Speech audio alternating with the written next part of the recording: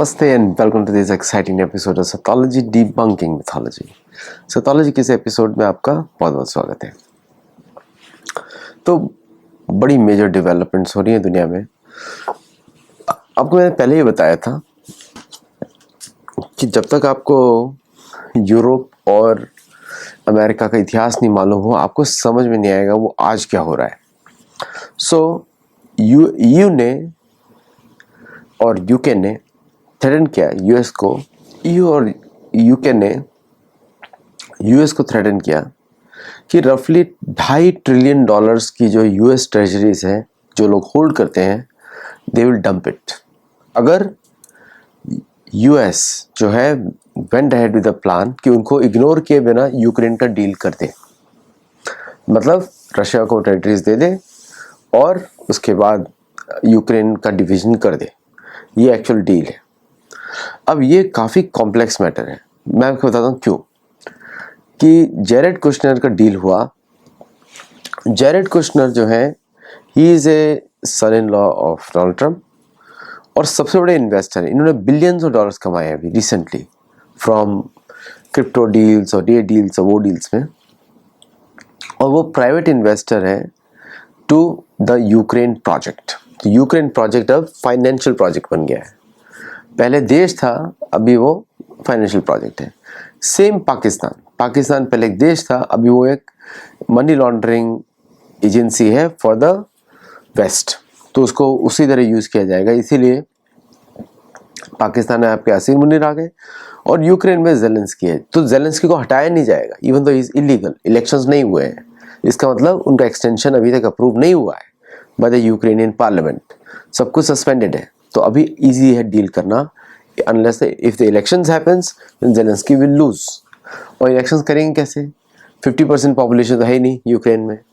तो ये जो डील है, अमेरिका का जो डील है विद यूक्रेन, वो ये है कि आप तो दे विल बाय जो $300 बिलियन जो यूरोप ने जब्त किया था, उसमें से $200 बिलियन का जॉइंट प्रोजेक्ट्स होगा for the US and Russia, क्योंकि सारा पैसा यूएस में है वो। सो कुछ यूरोप में है बट मेजॉरिटी यूएस में है। और $100 बिलियन यूरोप से, तो मतलब 300 में से 200 जो है यूएस में है, बाकी 100 यूरोप में है। बट वो सारे यूएस बैंक्स से कनेक्टेड है, तो इसलिए वो लिटरली यूएस का ही में ही हुआ फिर वो, क्योंकि वो सारे यूएस के डॉलर डिनोमिनेशंस में, यूरो में नहीं है। तो अब $200 बिलियन का एक जॉइंट प्रोजेक्ट होगा रशिया और यूएस का to develop rare earth mining in Ukraine. और $100 बिलियन दिया जाएगा यूरोप से to Ukraine to rebuild the cities. ये है प्रोजेक्ट $300 बिलियन का। अब ईयू को क्या प्रॉब्लम है? ईयू का जो पुराना प्लान था कि डिस्ट्रॉय रशिया, उसको रशिया का कॉन्कर करना है ईयू को, इसीलिए सारा युद्ध हो रहा है। तो यूक्रेन का वॉर क्रिएट ही किया गया था टू डिस्ट्रॉय रशिया, कि वहाँ पे जाएंगे और फिर नेटो में यूएस भी इन्वॉल्व रहेगा। लेकिन रशियन मिलिट्री विक्ट्री ने सारे प्लान्स चौपट कर दिए। On the ground they are not victorious and on the borders Russia is more stronger than before. तो अब ईयू को अब नया बोगी उठाया जा रहा है कि रशिया विल अटैक देम। ये शुरू से ऐसा ही पॉलिटिक्स वहाँ का रहा है कि एंटी रशिया पॉलिटिक्स है। इवन दो जब हिटलर ने अटैक किया था रशिया को, रशिया वाज अलोन, कोई भी यूरोपियन कंट्री डिफेंड करने नहीं आया on the towards the east, और रशिया ने अपने बुते में उसको डिफीट किया and then Russia became the main party to the war और विक्टोरियस रहा। नहीं तो हिटलर का तो वही था, सेम प्लान था, विन द हार्टलैंड, पूरा जीत लो, रशिया खत्म कर दो। So the Russian plans were cancelled, Hitler's plans were cancelled by Russia. अब इस समय ईयू एंड यूके का प्लान्स कैंसिल कर दिया रशिया ने इन यूक्रेन। तो अब क्या हो गया? America is in the bind. तो ये इस तरह एक इकोनॉमिक न्यूक्लियर अटैक है ऑन यूएसए, कि अब आपका ट्रेजरीज डंप कर देंगे। और यूएस का फाइनेंशियल कंडीशन बहुत ही ख़राब है। अगर ट्रेजरीज डंप होता है, it will be a tremendous shock to the US economy. Literally EU and UK own more treasuries as compared to China and Japan. तो combined treasuries are more. It will literally destroy the domestic economy of United States. तो अभी Trump के ऊपर क्या option है? Trump के पास क्या option है? ट्रम्प के ऊपर ऑप्शन है कि let the bluff be called. पहला तो करके दिखाओ, करो. क्योंकि ट्रम्प अगेन यूरोप में अमेरिकन ट्रूप्स हैं सारे, पूरा सिक्योरिटी अमेरिकन है. क्या कर सकते हैं वो लोग? कुछ नहीं कर सकते. The assets are too many. तो न्यूक्लियर एसेट, तो अब यहाँ पे फिजिकल पावर आ गया, मिलिट्री पावर आ गया. So they can't do anything. तो Trump will first call the bluff. और दूसरा, अगर अमेरिका के पास ऑप्शन है कि still goes with the issue and let the EU and UK dump the treasuries. अगर वो करते हैं, थ्रेट को एग्जीक्यूट करते हैं, you know what is going to happen?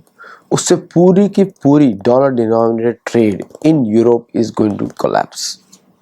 मतलब सारे चाइनीज इंपोर्ट्स में क्लोज डाउन, क्योंकि उसको चाइना को वो लोग EU में भी पे करते हैं, डॉलर्स में भी पे करते हैं. China accepts more dollars from European union.